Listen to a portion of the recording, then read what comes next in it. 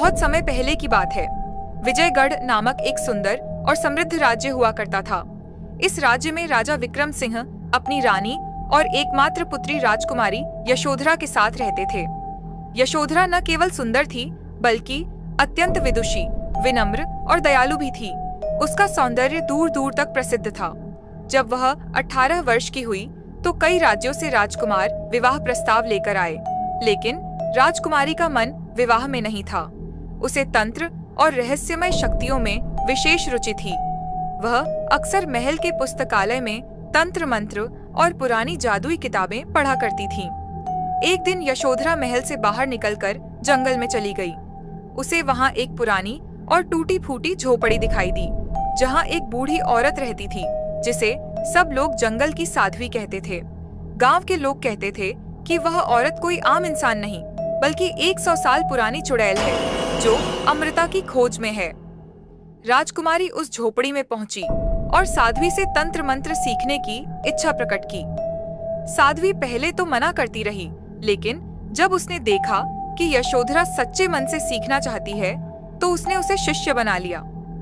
साध्वी ने राजकुमारी को पहली शिक्षा दी। तंत्र साधना से शक्ति तो मिलती है, लेकिन कीमत चुकानी पड़ती है। राजकुमारी ने धीरे धीरे साधनाएं करनी शुरू की। हर रात्रि वह जंगल में जाकर अग्नि के चारों ओर बैठकर जप करती। धीरे धीरे उसके चेहरे की चमक और आंखों की मासूमियत बदलने लगी। उसका मन सांसारिक चीजों से हटता जा रहा था। राजमहल में सभी को उसकी चिंता होने लगी। एक विशेष दिन था, लाल चंद्र की रात। यह वह रात थी जब तांत्रिक साधनाओं का प्रभाव सैकड़ों गुना बढ़ जाता है। साध्वी ने राजकुमारी को चेतावनी दी कि यह साधना उसकी आत्मा को बदल सकती है, लेकिन यशोधरा ने बात नहीं मानी। वह जंगल गई, साधना शुरू की और मंत्रों का उच्चारण करती रही। आधी रात के बाद चारों ओर काले बादल छा गए, बिजली कड़कने लगी और अचानक एक भयानक काली शक्ति प्रकट हुई। वह शक्ति यशोधरा से बोली, मैं तुझे वह शक्ति दूंगी जो किसी के पास नहीं है, लेकिन तुझे अपने हृदय की मासूमियत और मनुष्यता त्यागनी होगी। यशोधरा ने सहमति में हाँ बोल दिया। उस रात के बाद राजकुमारी यशोधरा वापस महल लौटी, लेकिन वह अब वैसी नहीं रही। उसकी आंखें लाल हो चुकी थीं, त्वचा हल्की काली और ठंडी हो गई थी। वह अब एक डायन बन चुकी थी, एक ऐसी डायन जिसमें तंत्र मंत्र, काला जादू और उड़ने की शक्ति थी। शुरुआत में उसने अपनी शक्ति का उपयोग जरूरतमंदों की मदद में किया, लेकिन धीरे धीरे शक्ति का लालच उसे निगलने लगा। उसका हृदय कठोर होता गया। रात में वह महल से निकलकर गांव के लोगों की आत्मा खींचने लगी। बच्चे अचानक बीमार हो जाते, युवतियां बेहोश हो जाती और लोग डर के मारे रात को बाहर निकलना बंद कर चुके थे।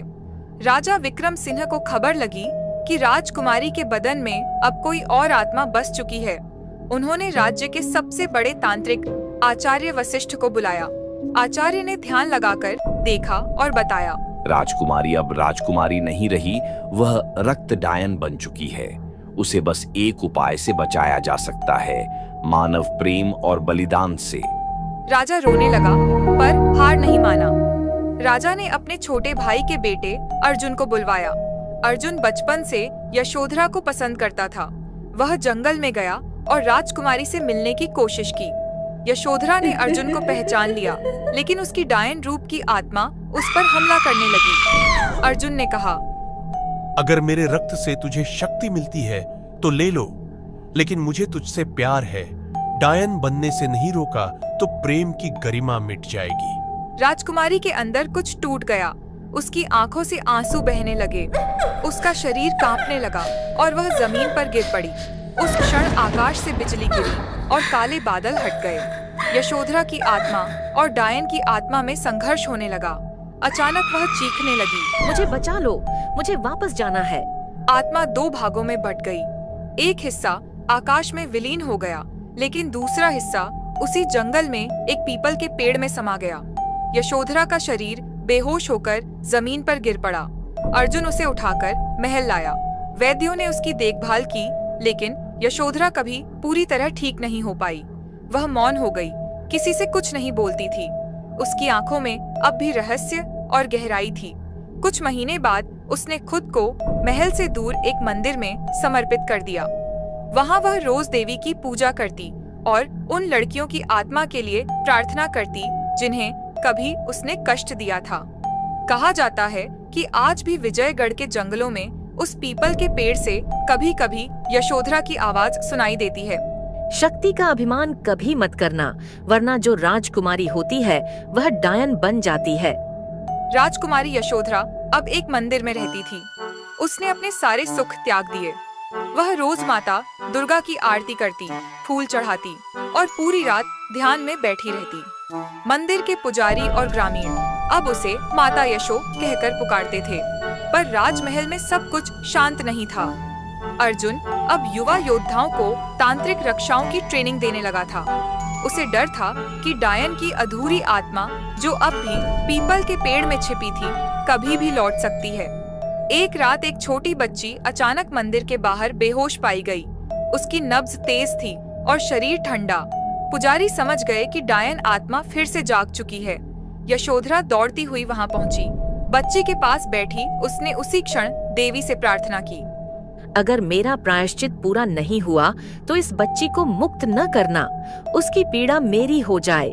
अचानक एक भयंकर तूफान उठा और मंदिर की ज्योत बुझ गई। रात के अंधेरे में यशोधरा फिर उस पीपल के पेड़ के पास पहुंची जहां उसकी बची हुई काली आत्मा छिपी थी। पेड़ की छाल से अचानक एक काली परछाई निकली और बोली, तू मुझे छोड़ आई थी यशोधरा, पर अब लौट आई है। अब मैं तुझसे पूरा अधिकार मांगती हूँ। यशोधरा जोर से बोली, अब तू मुझ पर हक नहीं रखती। मैंने प्रायश्चित किया है। मैंने हर पीड़ित आत्मा से क्षमा मांगी है। लेकिन काली आत्मा क्रोधित होकर उस पर टूट पड़ी। दोनों के बीच अग्नि, हवाओं और मंत्रों का भयंकर द्वंद्व शुरू हुआ। उधर अर्जुन को स्वप्न में एक संकेत मिला। यशोधरा